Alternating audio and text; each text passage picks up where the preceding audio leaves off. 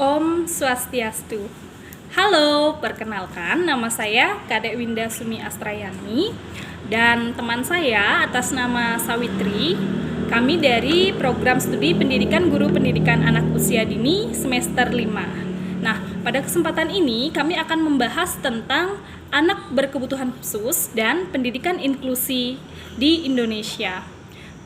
Apa sih anak berkebutuhan khusus dan bagaimana pendidikan inklusi di Indonesia saat ini? Saat ini saya sendiri akan menjelaskan tentang anak berkebutuhan khusus. Apa sih itu anak berkebutuhan khusus? Nah, anak berkebutuhan khusus itu merupakan anak yang memerlukan pendidikan dan layanan yang khusus agar potensi yang dimilikinya dapat berkembang dengan baik. Jadi, anak berkebutuhan khusus ini adalah anak yang memiliki sedikit perbedaan dengan anak-anak normal pada umumnya. Jadi dia harus mendapatkan perlakuan yang khusus juga, seperti itu. Nah, anak berkebutuhan khusus ini ada banyak jenisnya. Misalnya, anak dengan keterbelakangan mental, kemudian anak yang memiliki ketidakmampuan belajar atau gangguan perhatian, seperti itu, gangguan emosi. Kemudian ada juga anak-anak dengan hambatan fisik seperti autisme, kemudian hambatan pendengaran, penglihatan, atau juga anak dengan kecerdasan istimewa. Nah, banyak sekali jenis-jenis anak berkebutuhan khusus. Nah, di sini saya akan menjelaskan 4 jenis anak berkebutuhan khusus. Yang pertama yaitu anak dengan hambatan perkembangan fisik. Jadi anak dengan hambatan perkembangan fisik ini yaitu anak yang mengalami gangguan pendengaran. Jadi dia tidak mampu mendengar dengan baik, seperti itu, atau istilahnya bisa kita sebut dengan tuli, seperti itu. Kemudian anak dengan gangguan penglihatan, ada juga anak dengan keterlambatan berbicara. Jadi anak tersebut tidak dapat berbicara sesuai dengan anak-anak seumurannya. Jadi itu merupakan anak berkebutuhan khusus dengan hambatan perkembangan fisik. Nah, kemudian yang kedua yaitu anak dengan hambatan perkembangan intelektual atau kognitif. Misalnya anak yang mengalami Down syndrome, kemudian mengalami hambatan perkembangan belajar. Jadi itu merupakan anak-anak yang mengalami hambatan perkembangan intelektual atau kognitif, sehingga ini menyebabkan anak agak sulit dalam belajar, sehingga dia harus mendapatkan penanganan khusus agar dia dapat belajar seperti teman-temannya. Nah, kemudian yang ketiga yaitu anak dengan hambatan emosional atau spektrum autisme. Nah, jadi contohnya ya seperti autis itu sendiri, kemudian hiperaktif seperti itu. Jadi dia sangat aktif, cenderung tidak bisa diam, seperti itu. Jadi dengan demikian anak itu harus mendapatkan penanganan khusus agar dapat mengikuti pelajaran dengan baik, karena anak ini cenderung susah dikendalikan.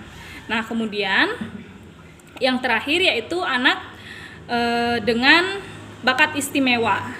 Jadi guru harus dapat memahami bakat-bakat yang dimiliki oleh anak tersebut sehingga dapat diarahkan dan dikembangkan dengan baik.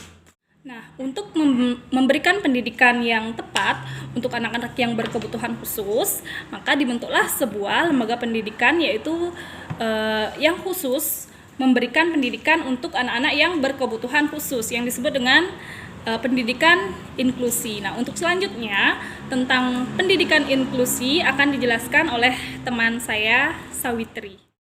Yang selanjutnya saya akan menjelaskan mengenai pendidikan inklusi di Indonesia.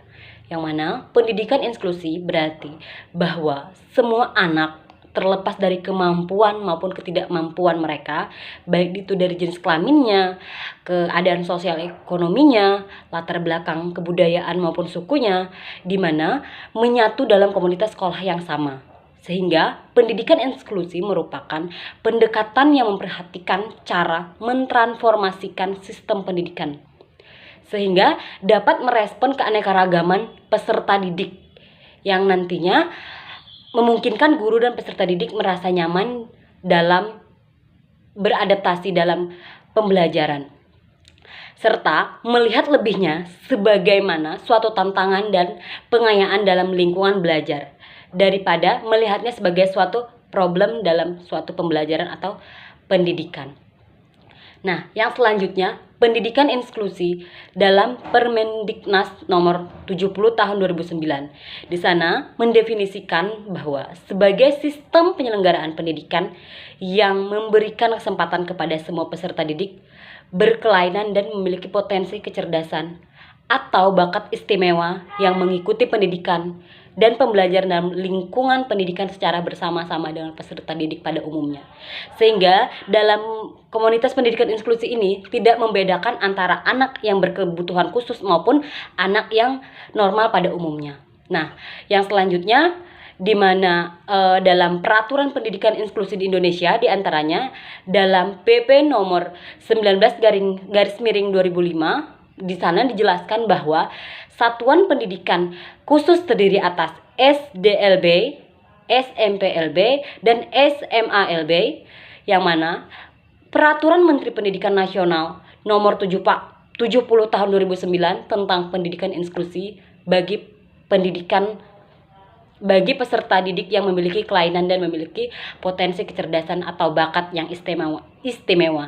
Maka dapat dilihat dari sini bahwa pemerintah dari pusat tidak membedakan antara anak yang berkebutuhan khusus maupun tidak berkebutuhan khusus. Sehingga dari sinilah kita sebagai seorang guru ataupun seorang pendidik tidak membeda-bedakan antara anak yang berkebutuhan khusus dan tidak, seperti itu.